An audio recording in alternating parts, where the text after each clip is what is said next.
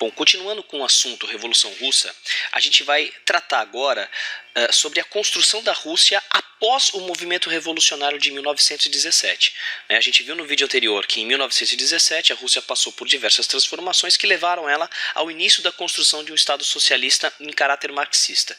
O líder dessa revolução, o Lenin, até resgatando a mesma imagem colocada no vídeo anterior, o líder dessa revolução vai ficar com esse cargo de líder dos processos revolucionários, da construção dessa Rússia revolucionária, até a sua morte em 1924. E nesse período, o que a gente percebe? A Rússia entrou numa terrível guerra civil. Afinal de contas, um movimento revolucionário tão radical, tão importante como aquele, evidentemente vai sofrer uma enorme oposição.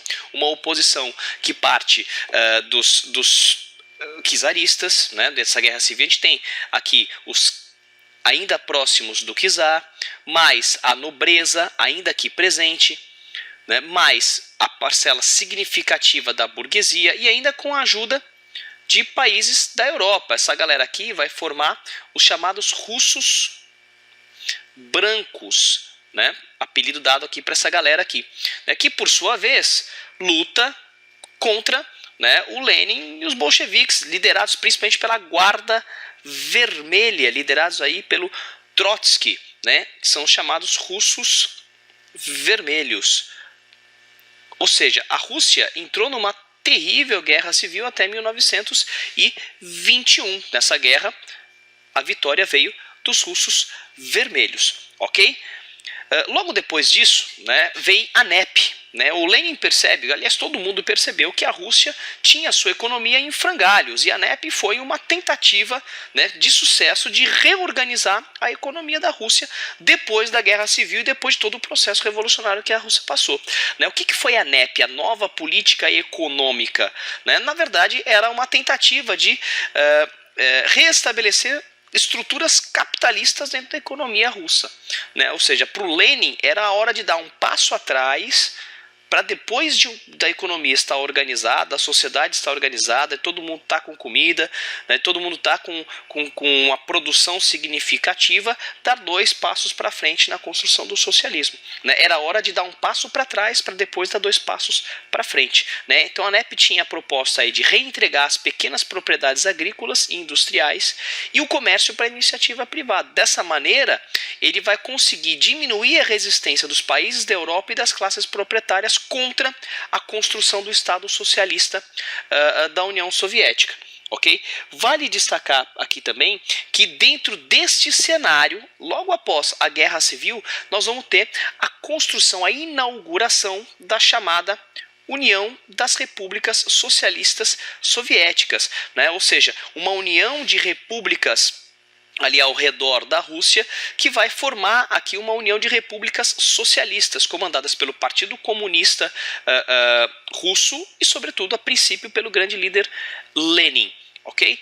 O Lenin vai falecer no dia 21 de janeiro de 1924. Né? E a sucessão do Lenin no poder vai gerar uma enorme disputa entre esses dois grandes personagens aqui, o Stalin e o Trotsky, que vão disputar o poder aqui.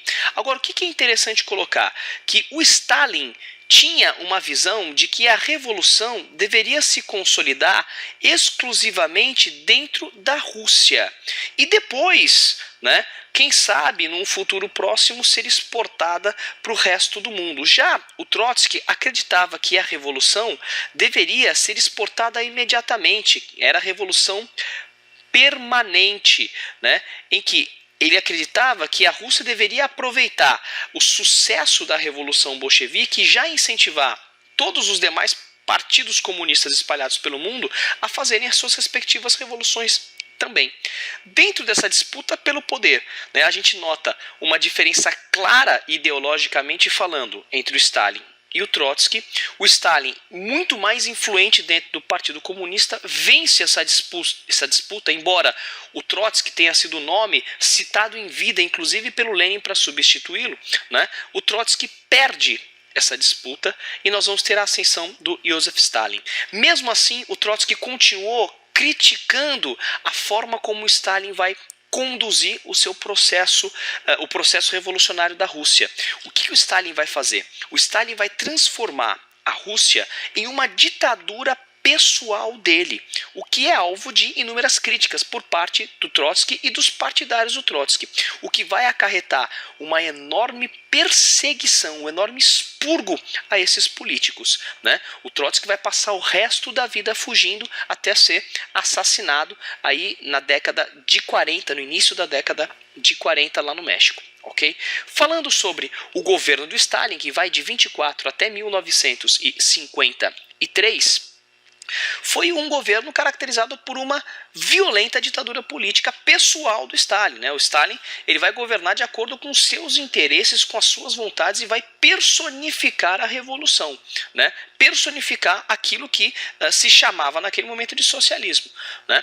E durante o seu governo nós vamos ter a presença dos planos quinquenais, ou seja, uma forma de planificar a economia e as ações do Estado, né? Nos primeiros planos quinquenais a gente destaca aqui, né, que são de 5 em 5 anos, a coletivização da agricultura, né, a criação dos sovkhozes e dos kolkhozes, né, onde nós temos aqui as terras do Estado e as terras coletivas, né, uma forma de coletivizar a produção agrícola.